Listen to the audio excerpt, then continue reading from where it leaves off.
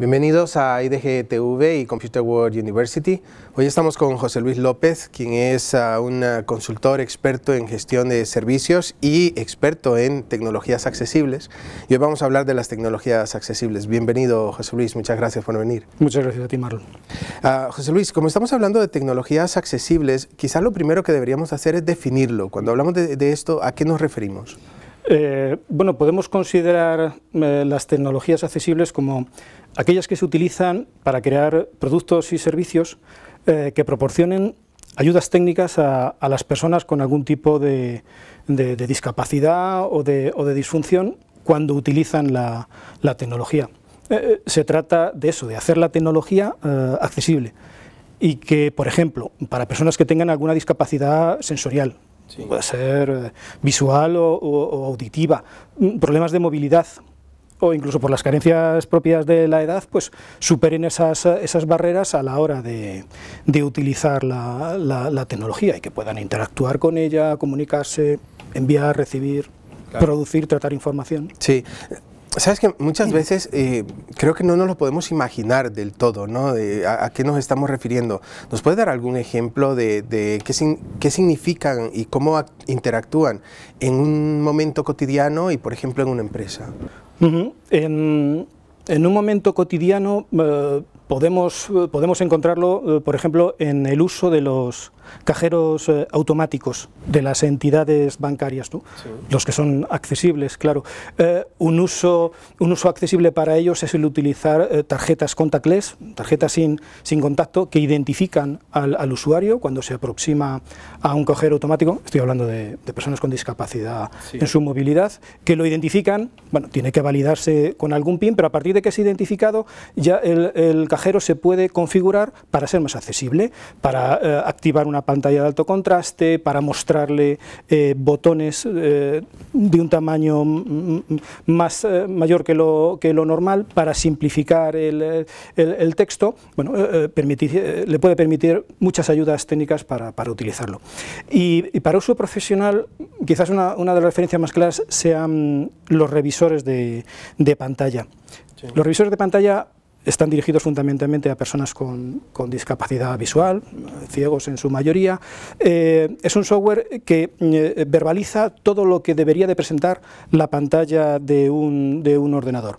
Tiene salida a texto, puede tener salida también lo que se denomina una línea braille, un dispositivo que es capaz de reproducir líneas de hasta 80 caracteres en código braille y permite que el usuario ciego reciba toda esa información del ordenador. A la vez, para que él interactúe con el ordenador, este software lo que permite es todo tipo de funcionalidad a través de combinaciones de teclas. Un usuario con cierta experiencia en su uso logra rendimientos muy similares al de cualquier persona sin discapacidad. La verdad que es muy interesante y la verdad que me alegra muchísimo, además, que ayude a integrar, ¿no?, distintos colectivos y que las tecnologías ayuden a estos colectivos.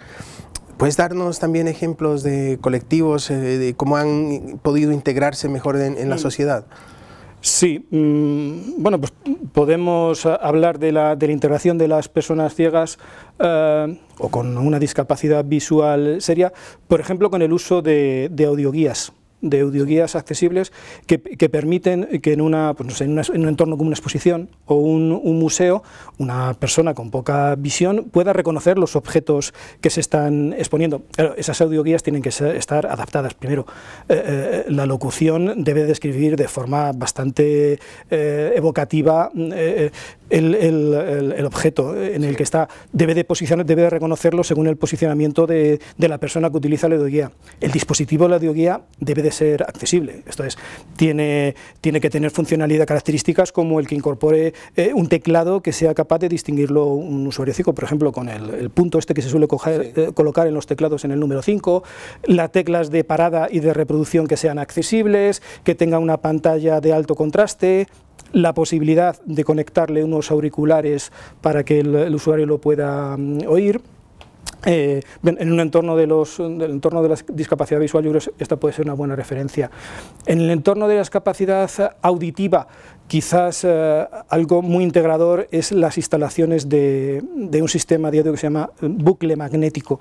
Sí. Es un sistema de sonido que se instala en un entorno, como podría ser, bueno, pues cualquier sala abierta, y que a través de un campo magnético recoge la señal de, bueno, pues que cualquier persona puede estar poniendo en un micrófono, se emite a través de un amplificador especial, y esto a través de un campo magnético llega hasta el audífono de la persona sorda. Él lo coloca en una posición especial, se denomina posición T, entonces deja de funcionar el micrófono interno del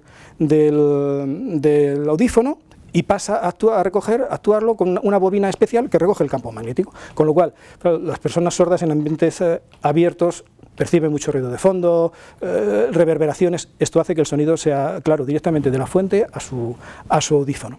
La verdad que son historias fantásticas, y ahora que lo mencionabas, imagino que describir un objeto no es lo mismo para un vidente que para un no vidente, ¿no? Sí. Con lo cual es un trabajo maravilloso. ¿Y de qué población estamos hablando? Vamos a ver, personas que pueden ser usuarias de tecnologías accesibles, debemos de considerar cualquier persona que tiene una discapacidad. Sí. En España estamos hablando de unos 4 millones de personas. Sí, aproximadamente. Muy alto, sí. Es alto, aproximadamente el 9% de la población. Y a este porcentaje debemos de sumar las personas mayores, con la pérdida de capacidad que la edad supone en la inmensa mayoría. Ahora mismo quizás las personas de mayores de 65 años pues no tienen el uso de la tecnología muy integrada en su vida, pero los que tenemos ahora entre 45 y 65... Sí. Pensando en nosotros ya al futuro, ¿no? Eso es, y las perspectivas son que en unos 30 años, más del 30% de la población española tenga más de 65 años. Esos son casi unos 15 millones de personas con posibilidad de beneficiarse de estas. Claro, con lo cual merece la pena de que una empresa, las compañías empiecen a pensar en integrar las tecnologías accesibles, crear las webs accesibles, etcétera, tanto para empleados como para clientes, ¿no? Sí, entiendo que iría ahí.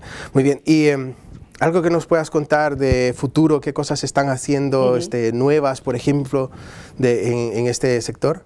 Bien, pues podría destacar quizás dos especialmente, quizás la televisión digital, interactiva, accesible por una parte para personas con discapacidad visual y por otra parte para personas con discapacidad auditiva. Para discapacidad visual, pues la televisión digital interactiva tiene que cumplir ciertas características. Entonces, por ejemplo, el mando a distancia debe ser accesible, debe ser reconocible, usable por una persona con discapacidad.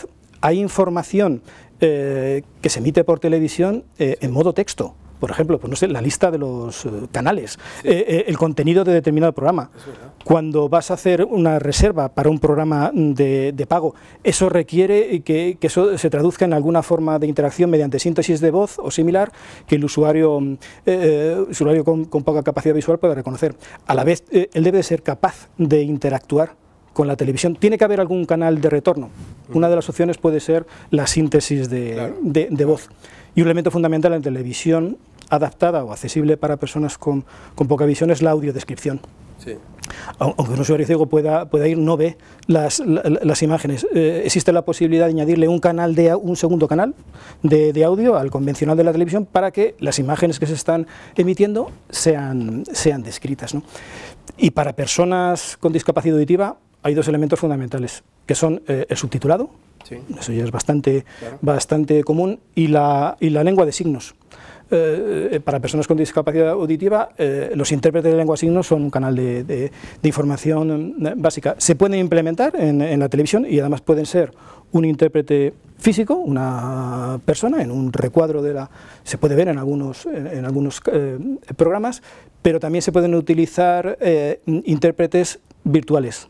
Ya existe software que es capaz de utilizar un avatar y de gestionar los movimientos de las manos, de los brazos, la posición corporal, incluso la expresión facial, para ser un intérprete de lengua. Pues la verdad que es fantástico, y José Luis, muchísimas gracias por ilustrarnos y comentarnos de las tecnologías accesibles, que además voy a decir es una gran oportunidad, porque puesto desde los porcentajes que nos has dicho y luego con la integración que van a tener las personas mayores, hablamos de más de un 10% de la población. Así es, así es. Muy bien, pues José Luis, muchísimas gracias por habernos acompañado hoy. Gracias a ti, Marlon. Muchas gracias.